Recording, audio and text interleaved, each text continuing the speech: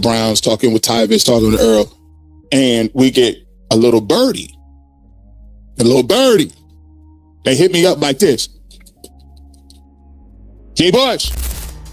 Hey, man. You know, they kind of cold told Shedeur, like, right before practice that he wasn't going to be getting the first team reps today. Today was supposed to be his day. And as soon as I heard that, I said, oh, yeah, it begins. And what I mean by it ain't it begins. It's called, this is the test. You see, there's a lot of times, and I tell you people, for you 745 or how many people is going to pull up in here, this is for you a little bit too. I've always looked at this thing as not a referendum on Deshaun Watson. It's a test for Shedeur. Before moving further, we're pushing for 1,000 subscribers here at Gridiron Ground. If you're enjoying our Browns and Shadeur Sanders coverage, hit that subscribe button and be part of the journey. Let's build this community together.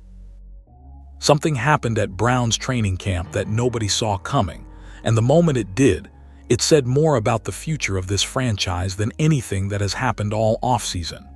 Shadeur Sanders, the quarterback who has reportedly outplayed Deshaun Watson in nearly every single practice since camp opened, showed up ready for what was supposed to be his day.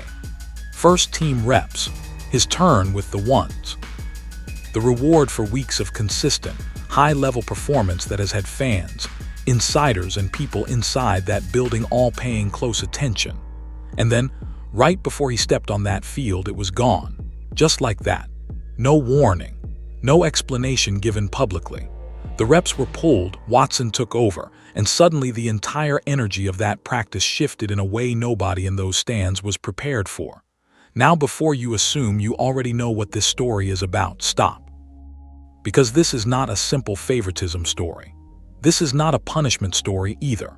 What actually happened on that field, why it happened, how Shedeur responded when it did, and what one specific insider who was physically inside that building picked up on before it even became official, all of that goes much deeper than a single rep chart on a single training camp morning. Stay right here because we are just getting started. Now drop one word in the comments right now. Did Shedeur get tested or did Shedeur get disrespected? One word. Let us see where everybody stands. Before going further, if you're enjoying this video, don't forget to smash that subscribe button. It really helps us keep bringing you the content you love. Share this video with your friends so they don't miss out on all the drama and excitement.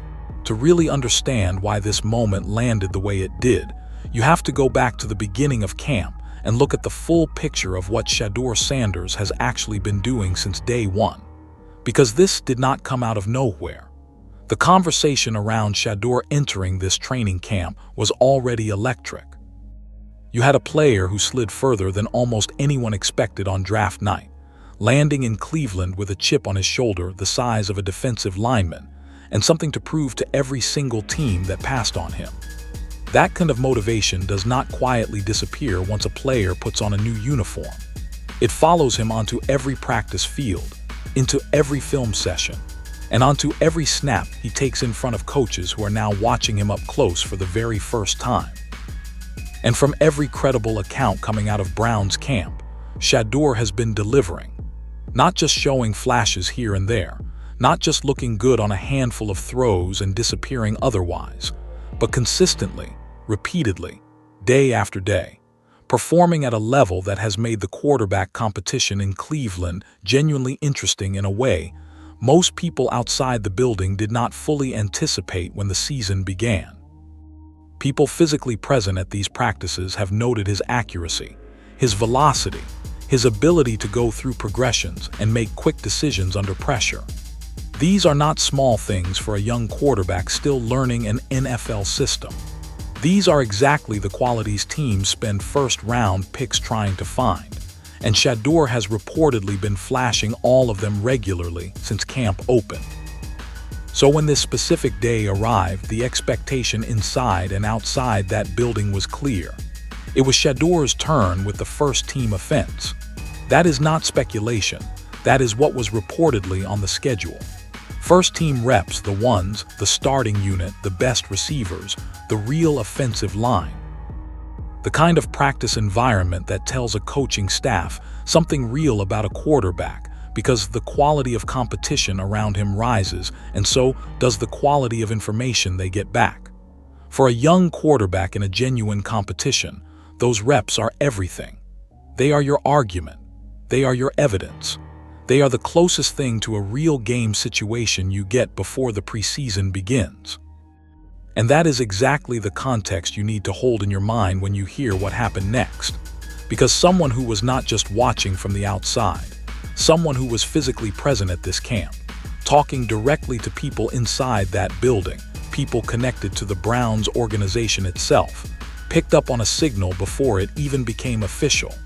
And the moment he heard what was coming, his reaction was not confusion. It was not surprise. It was something much more specific than either of those things. He described it almost like recognition, like he had seen this exact kind of moment before and immediately understood what it actually represented beneath the surface. That detail matters more than it might seem at first, because when someone with real access to a situation, real conversations with real people inside the building, responds to news not with shock but with instant recognition, that tells you this moment fits a pattern. And patterns in football, especially patterns involving how coaching staffs manage young quarterbacks in high-stakes competitions, are almost never random. They are deliberate. They are calculated. And they almost always mean something specific that the general public does not immediately see. Here at Gridiron Ground, we dig into exactly these kinds of moments because the surface-level story is almost never the whole story. If you are new here and you want the real breakdown behind the headlines every single time something like this happens in the NFL, hit that subscribe button right now. We cover this stuff at a level most channels never get close to, and we are just getting warmed up on this one. Because what this insider picked up on, what his immediate recognition actually pointed toward, reframes this entire situation in a way that changes how you should be thinking about Shadeur Sanders, about this Browns quarterback room, and about what this specific moment actually reveals about the people running this team. And to understand that, you need to understand exactly what happened the second those reps got pulled and practice officially began. The second it became official, the entire energy on that practice field changed. Deshaun Watson stepped in with the first team offense, and what had been a straightforward training camp morning suddenly became something much more complicated and much more publicly visible than anyone may have intended. This was not a quiet internal adjustment that stayed inside the building.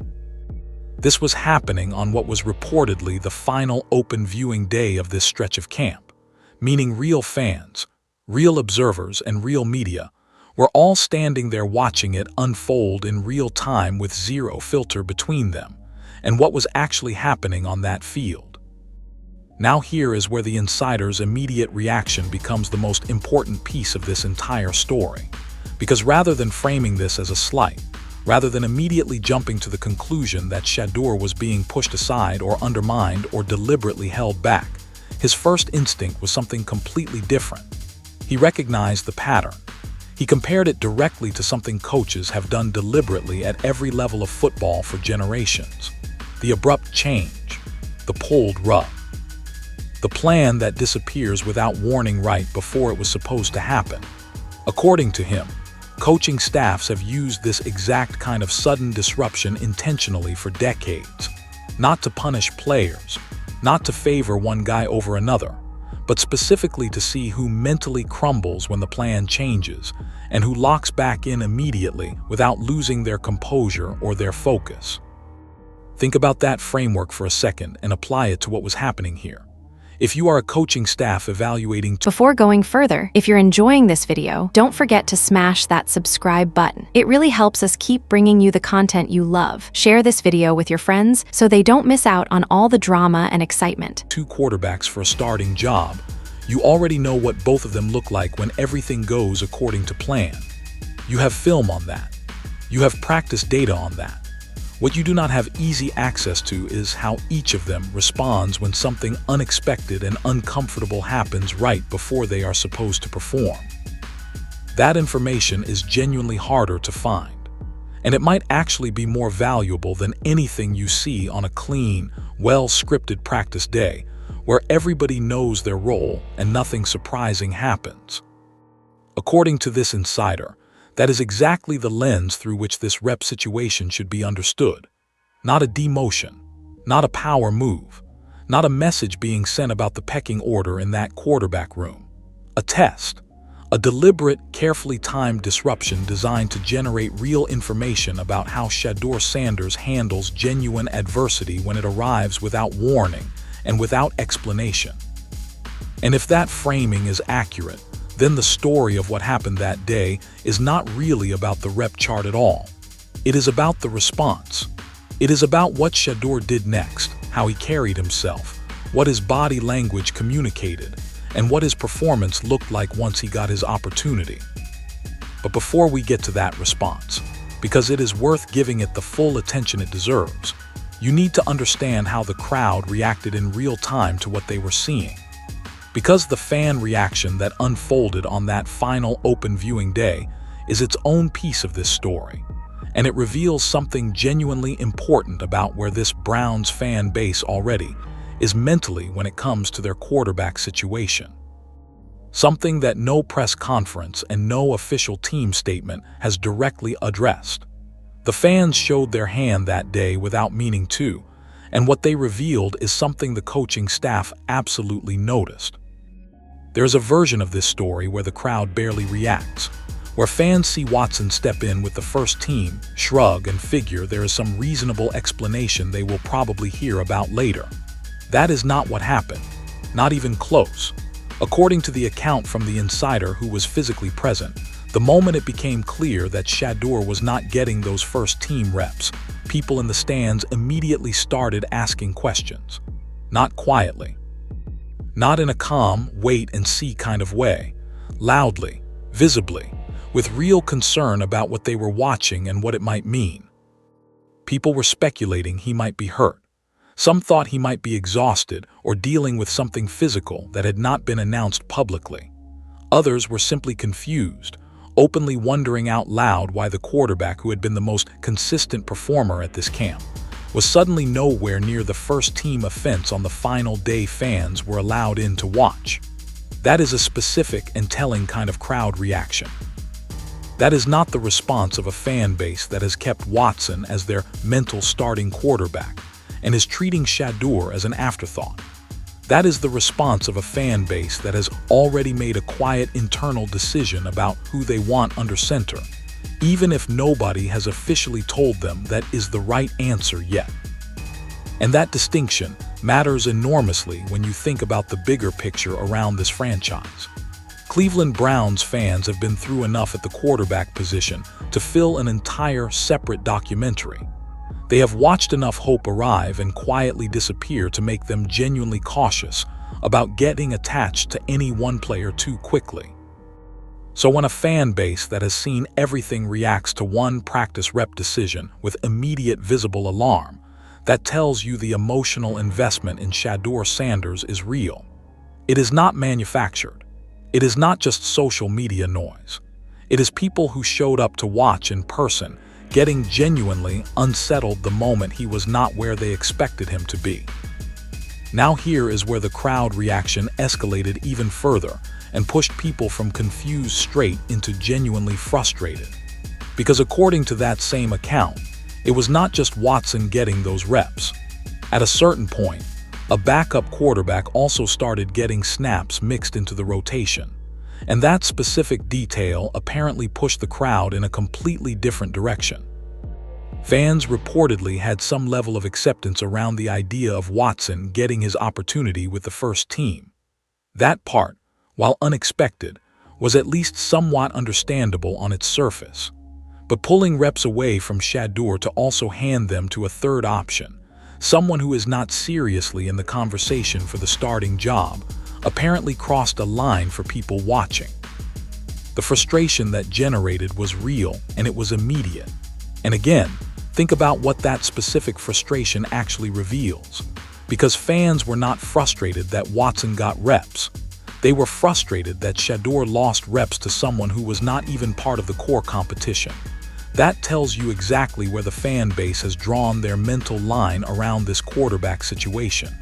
Shedeur is their guy. Any rep distribution that suggests otherwise, especially one that benefits someone outside the primary competition, is going to generate real friction with a fan base that has already made up its mind. This is exactly the kind of detail that matters here at Gridiron Ground. And this is exactly why we cover these situations at this level of depth, rather than just giving you the surface headline and moving on. If you have been watching this channel for a while, you already know we go deeper than anybody else on Browns content and NFL quarterback stories. If you are new here today, welcome, and do yourself a favor and hit that subscribe button right now, because there is a lot more coming on this story and on everything else happening across the league that you do not want to miss. Because the crowd reaction is one layer of this story. The Watson performance that day is another layer entirely. Before going further, if you're enjoying this video, don't forget to smash that subscribe button. It really helps us keep bringing you the content you love. Share this video with your friends so they don't miss out on all the drama and excitement. And when you put those two layers together with what the insider specifically said about how Deshaun's rhythm was built heading into that practice, you get a much more complete and much more complicated picture of what the Browns coaching staff may actually be doing with this quarterback room. And that picture should have every single person paying attention to this situation, rethinking their assumptions. Here is something important to be clear about before anything else in this section. Deshaun Watson did not have a bad practice that day, not according to anyone who was there. By multiple accounts, he came out and performed well with the first-team offense. He was connecting on throws, showing rhythm with his receivers, and at one point reportedly uncorked a strong, deep completion that genuinely turned heads among people watching. So before anybody frames this as a story where Watson looked lost or overwhelmed or unworthy of the reps he was given, that is not what the evidence supports. He played well. That part of the story deserves to be said clearly. But here is the detail that completely reframes what that performance actually means in the bigger context of this camp. Because according to that same insider who was physically present and talking directly to people inside the building, the rhythm Watson showed on that specific day did not arrive randomly. It was not a sudden burst of the old Watson, the one who looked like a legitimate franchise quarterback before everything in his career went sideways. According to the insider's breakdown, that performance was the result of a carefully structured progression that had been built deliberately across the entire week leading up to it. Simpler throws first, lower risk progressions, read options designed to build confidence and timing gradually before working up to the more complex, higher leverage situations that made this particular practice look so smooth for him. Think about what that means. If the week was designed to set Watson up for success on a specific day, and that specific day happened to be the same day Shadeur's first-team reps got pulled, then the timing of those two things together is not something you can look at as purely coincidental. Whether the coaching staff intended it as a coordinated plan, or whether these were two separate decisions that happened to land on the same day, the combined effect was unmistakable. Watson looked good. Shedeur was absent from the reps that would have let him compete directly against that performance. And the fans watching, who had no access to the internal reasoning behind any of it, were left drawing their own conclusions in real time. Now here is the part of this that gets genuinely complicated and genuinely interesting. Because none of what the insider described about Watson's progression is inherently wrong or unfair as a coaching approach. Building a struggling veteran quarterback back into rhythm gradually before giving him an opportunity to execute at a higher level is actually reasonable football management. Watson has been dealing with injury and extended time away from the field. A gradual reintroduction to game speed situations makes sense on its own terms.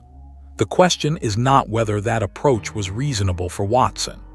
The question is what it means for Shadeur, and specifically whether the same level of intentional design and careful sequencing has been applied to creating the best possible conditions for him to succeed as well.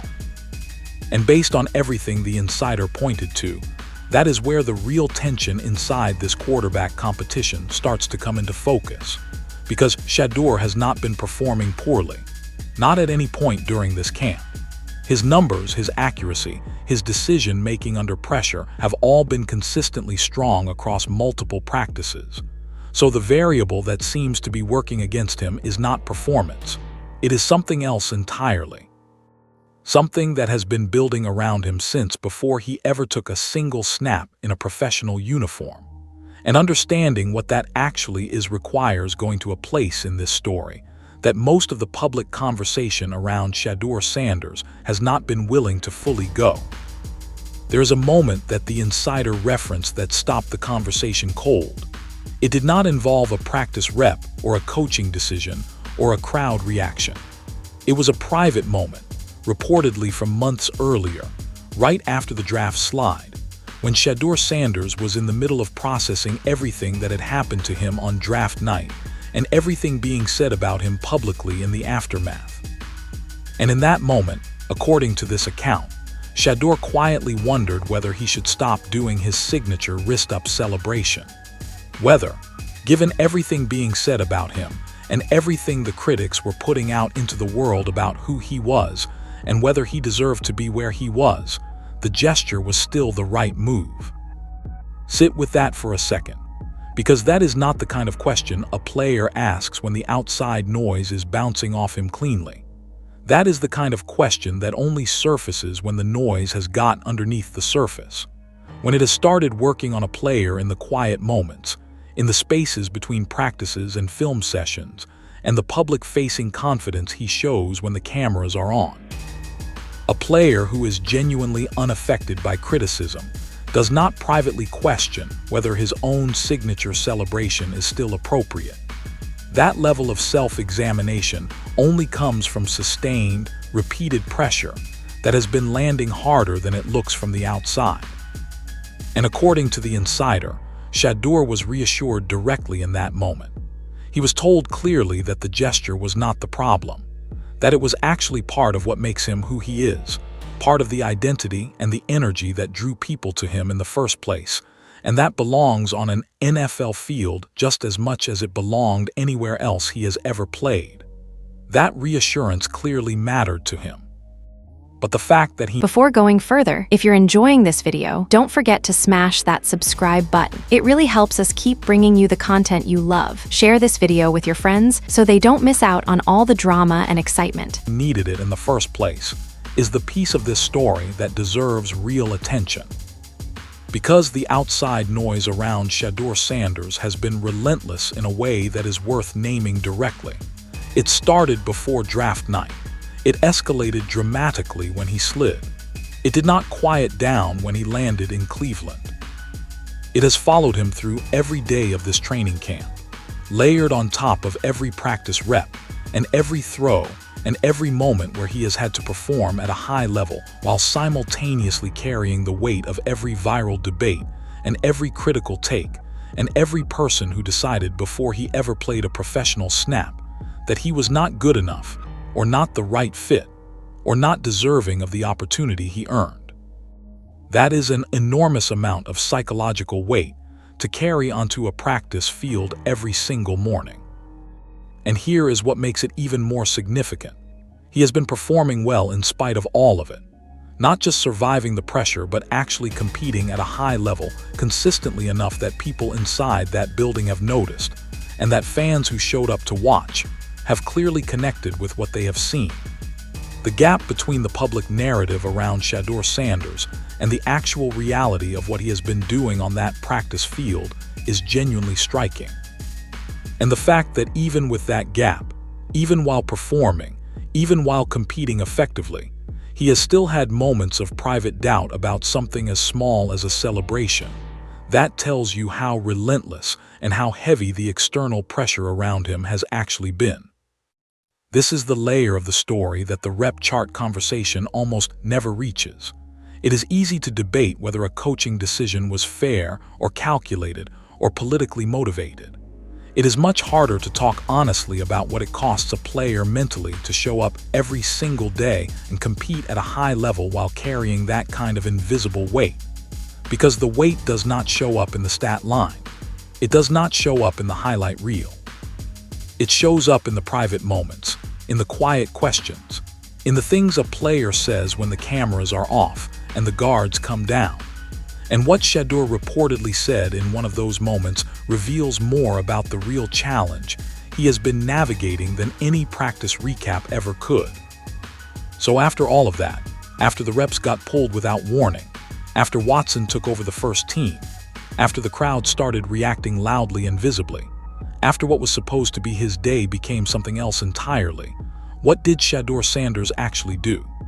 Because that is the question that cuts through every layer of context and theory and framing, and gets to the thing that actually matters most when you are evaluating a young quarterback's real character and long-term ceiling. According to every account from the insider who was physically present on that field, Shadeur responded with intensity, real intensity, not manufactured sideline energy, not the kind of performative focus that looks good from a distance but disappears the moment the camera moves, but genuine competitive sharpness that showed up directly in his performance when he got his reps with the second unit. The throws were sharp, the accuracy was there, the velocity was there, the decision-making was there. According to this account, he came out and delivered exactly the kind of performance that tells coaches and teammates, and anyone watching what a player is actually made of, when the circumstances are working against him rather than in his favor.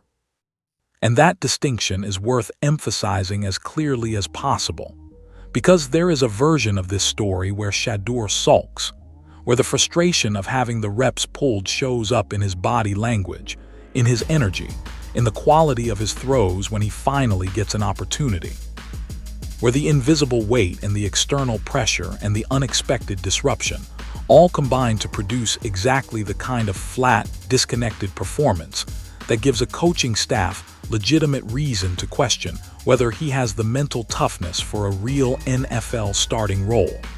That version of this story does not exist, not according to anyone who was there. Instead, what the insider described was a player who used the frustration as fuel, who channeled whatever he was feeling in that moment, and he had every right to be feeling something given the circumstances, directly into the quality of his work once he got his chance. That is an elite-level mental response to a genuinely difficult situation. And it is exactly the quality that coaches across every level of football will tell you is one of the hardest things to consistently find in a young quarterback prospect. Talent gets players into these conversations. Raw ability gets them the opportunity to compete. But responding to adversity with sharper focus and higher intensity, rather than visible frustration or withdrawal, that is the thing that separates quarterbacks who can perform in clean situations from quarterbacks who can lead an offense when a real NFL Sunday goes sideways. Think about what that actually means for the Browns. Because regular season games are not clean. They are not structured training camp environments where the schedule is set and the reps are assigned and everything theoretically goes according to plan. They are chaotic, unpredictable, high-stakes environments where things go wrong constantly, and where the ability to reset mentally and compete harder after a setback rather than letting it compound is one of the most valuable traits a quarterback can possibly have. The regular season will test Shadeur. It will put him in moments where the plan falls apart, and the situation demands something from him that goes beyond what his arm and his feet can provide. Moments exactly like the one he reportedly just navigated in practice. And based on every account from someone who was physically there watching it happen in real time, he has already demonstrated that he has the mental makeup to handle those moments. Not theoretically, not based on what he said in a press conference or what his college track record suggests, based on actual observed behavior in a real high-pressure situation with real stakes and real people watching. That is the kind of evidence that matters most when you are trying to project how a young quarterback will perform under the real pressure of an NFL season. Let us zoom all the way out and look at what this moment actually means for the Cleveland Browns as a franchise, because that is the conversation that needs to happen, and that most of the coverage around this specific practice day has not been willing to fully have, because this was not just a training camp rep dispute. It was not just an interesting insider story about a single practice. Viewed through the right lens, this was a window into something much larger about where this franchise is, where it is going, and what the decision at the quarterback position is actually going to determine about the next several years for an organization and a fan base that has been waiting a very long time for something real to believe in. The Browns have a decision coming. Whether it arrives before the preseason ends or somewhere in the early weeks of the regular season, the reality of this quarterback room is going to force a choice. And that choice carries enormous weight, not just in terms of the 2024 season, but in terms of the entire direction of the franchise for the foreseeable future. Watson is a known quantity at this point, and not entirely in a good way. His time away from the field, the injuries, the off-field situation that dominated his entire tenure in Cleveland before he ever fully established himself on it. All of that is already priced into how people inside and outside that building think about him. He is not an unknown.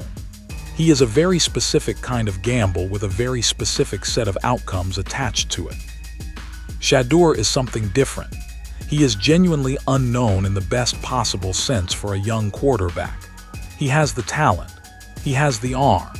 He has reportedly shown the decision-making and the accuracy and the football IQ to be a legitimate starting quarterback at this level. And now, based on what happened on that practice field and how he responded to it, there is real evidence that he has the mental makeup to handle the pressure that comes with the starting role on a franchise that has historically generated enormous amounts of it. That combination of attributes is not something you find easily. It is not something you take for granted when it shows up in your building.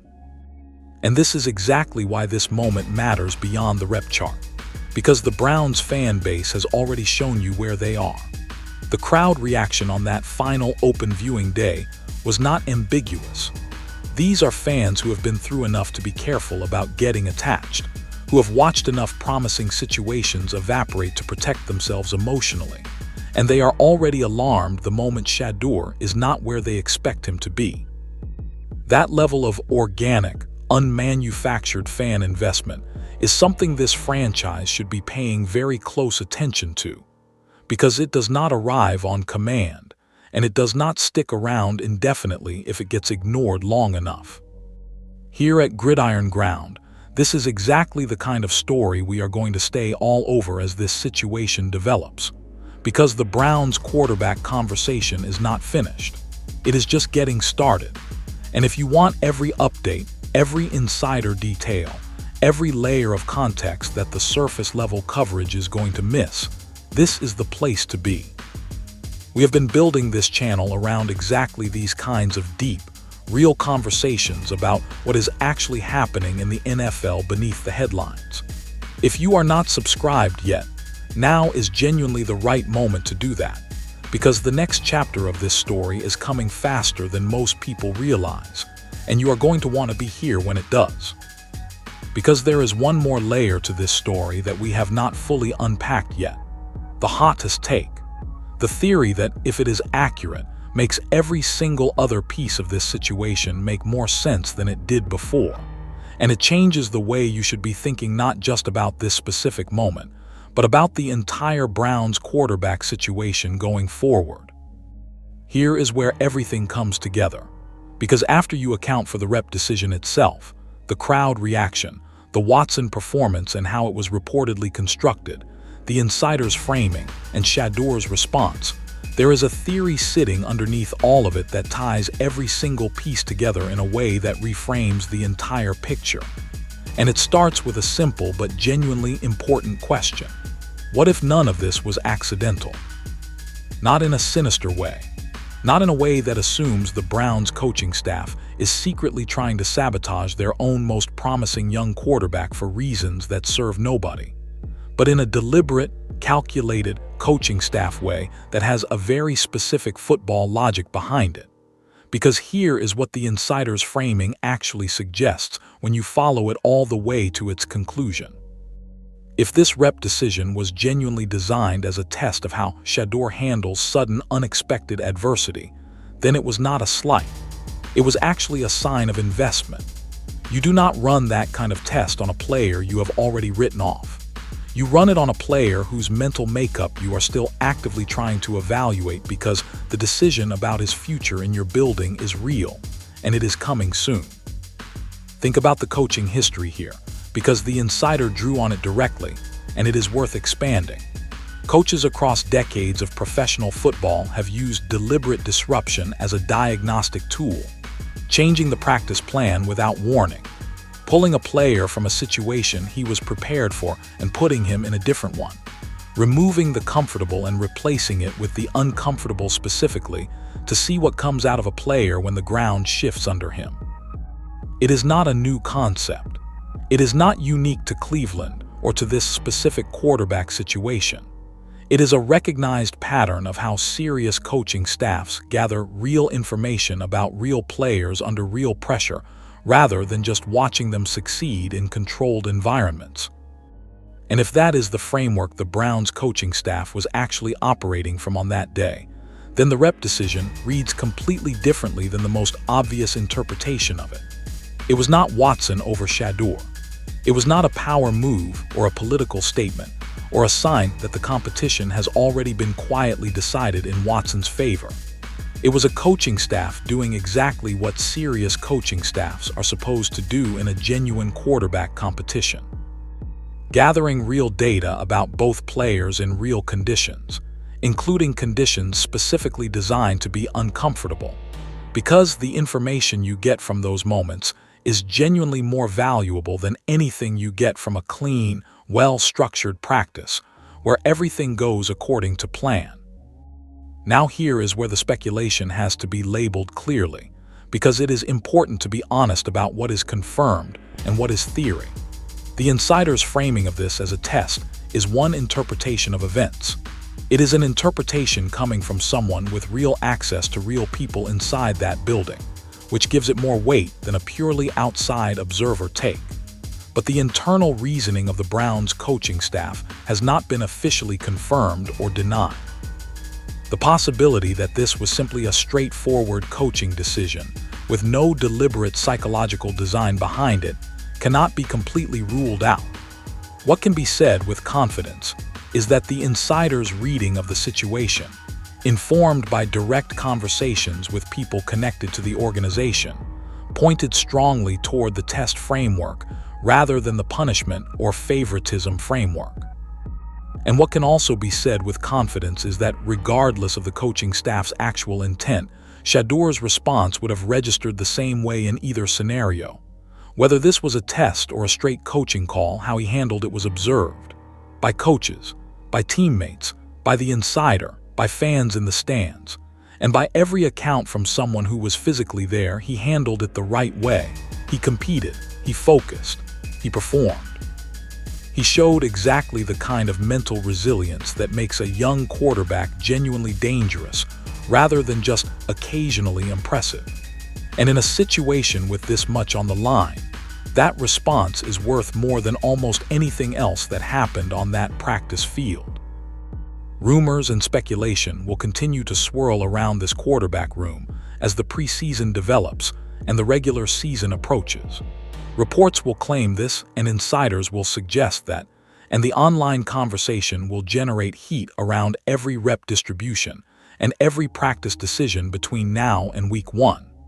It is being said in multiple places that this competition is far from settled, and that the real decision point has not arrived yet. What we know for certain is that Shadeur Sanders has given the Browns coaching staff real, meaningful reasons to take his candidacy seriously. And based on what happened the day his reps got pulled and what he did in response to it, the case for him as the long-term answer at quarterback in Cleveland just got measurably stronger. Here is where everything lands. Shadeur Sanders had his scheduled first team reps pulled right before practice on what was reportedly the final open viewing day of this stretch of Browns training camp.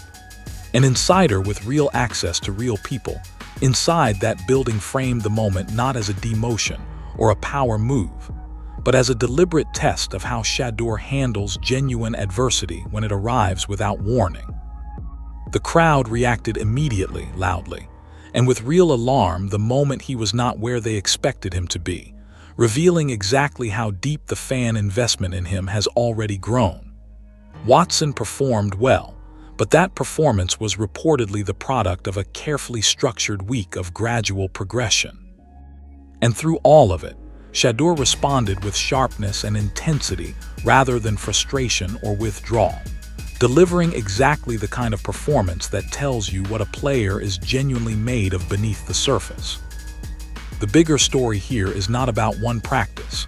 It is about a young quarterback navigating an enormous amount of pressure, public scrutiny, and invisible psychological weight while continuing to perform at a high level and respond to adversity with the kind of competitive focus that legitimately elite players demonstrate. That is not a small thing. That is the foundation of a franchise quarterback. And if this camp has shown us anything, it is that the Cleveland Browns may have exactly that sitting in their building right now. The real question is whether they are paying close enough attention to see it clearly. Drop a comment right now. Do you think Shadeur Sanders is being genuinely tested, or do you think something else entirely is going on behind the scenes in Cleveland? And if you want every update on this story as it develops, you already know where to be. Gridiron Ground. We will see you on the next one.